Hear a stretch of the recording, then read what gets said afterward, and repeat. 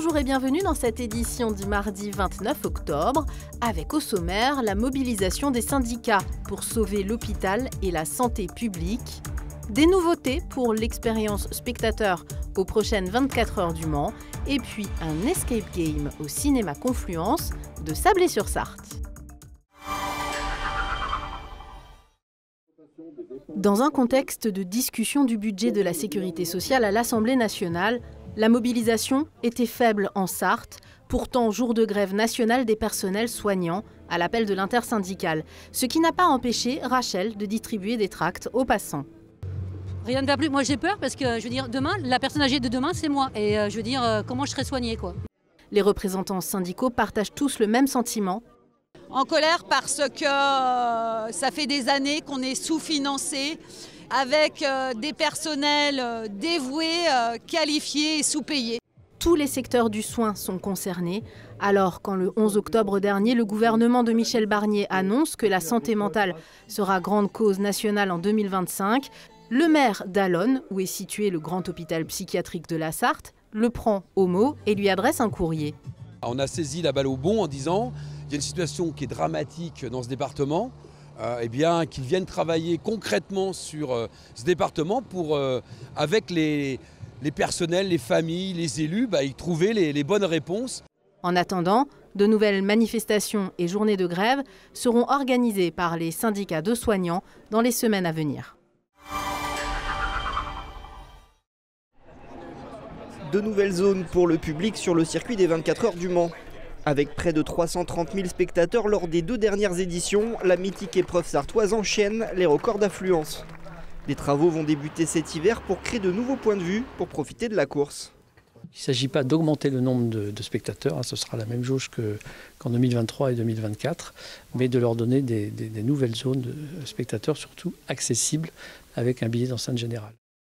La première de ces zones se situera au niveau du karting, à la sortie du virage Porsche. Une butte pourra accueillir plusieurs milliers de personnes. Juste derrière, une fan zone sera également créée, avec un écran géant et des espaces de restauration. En face, côté Maison Blanche, instauration de 2 nouvelles tribunes, qui seront accessibles avec un billet spécifique. Enfin, au Tertre Rouge, l'ACO prévoit de déplacer le camping pour aménager une chill zone. L'espace pourra accueillir plus de 10 000 spectateurs pour suivre la course sur écran géant ou pour se restaurer. Chaque année, on fait des enquêtes spectateurs, on est vraiment à l'écoute de leur retour. Et cette année, on a vu qu'avec la météo, l'ensemble de nos spectateurs s'étaient peut-être plus mobilisés à l'intérieur du circuit, avaient peut-être plus changé de zone. Donc on a retravaillé les flux piétons, on a beaucoup travaillé les flux de voitures à partir de 2023. Et cette année, on va améliorer les flux piétons de façon à avoir une expérience spectateur, à avoir des flux, une circulation beaucoup plus fluide à l'intérieur du circuit. La billetterie des 24 heures du Mans ouvrira le 13 novembre pour le grand public, après une période d'exclusivité qui bénéficie aux membres de l'ACO, qui eux pourront acheter leurs billets dès le 6 novembre.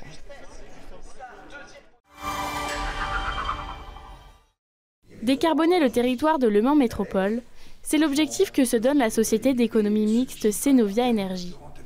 La création de cette entreprise d'intérêt général s'inscrit dans la politique énergétique menée par Le Mans Métropole.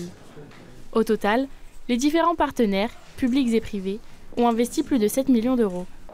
On va être actionnaire, nous la Banque des Territoires, avec 3 autres banques pour favoriser la production d'énergies nouvelles renouvelables. Il y a du photovoltaïque, des panneaux solaires, mais il y a d'autres formules d'énergie nouvelle renouvelable. On a évoqué avec le maire la possibilité de récupérer la chaleur fatale. Vous avez des industries qui, par exemple, émettent des fumées. Donc ces fumées, elles sont chaudes. Et on peut récupérer cette chaleur pour alimenter, par exemple, un réseau de chauffage urbain qui va permettre de chauffer l'hôpital, le collège, les écoles ou les EHPAD, puisque Le Mans a la chance d'avoir un réseau de chauffage urbain. L'objectif de Cenovia Énergie est de réinvestir ses bénéfices dans de nouveaux projets d'énergie renouvelable.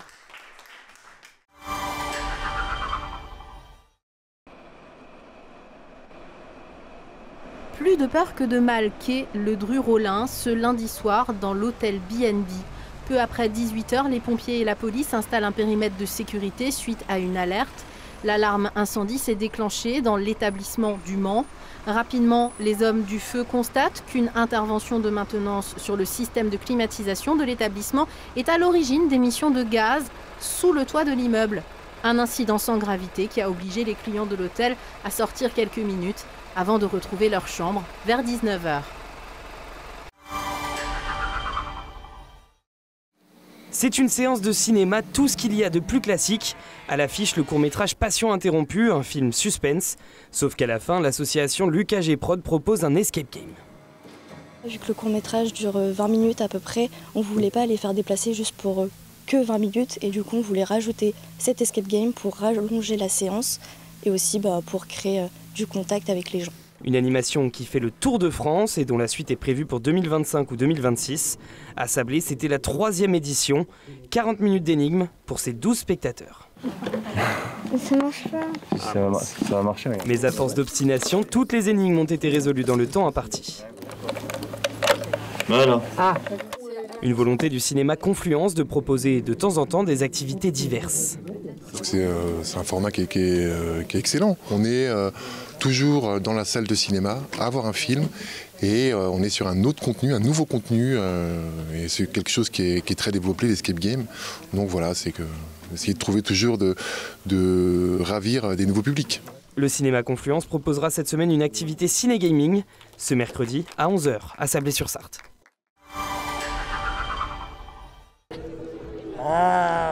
On termine ce journal avec cette marche d'Halloween. Une centaine de monstres ont déambulé dans les rues du Mans dès 14h en distribuant des bonbons aux passants. Une initiative qui fêtait sa 10e édition cette année, organisée par 3 amis depuis les années lycée. Mais la fête d'Halloween, la vraie, c'est ce jeudi, à la tombée de la nuit. Alors n'oubliez pas de préparer des friandises pour les monstres qui pourraient frapper à votre porte.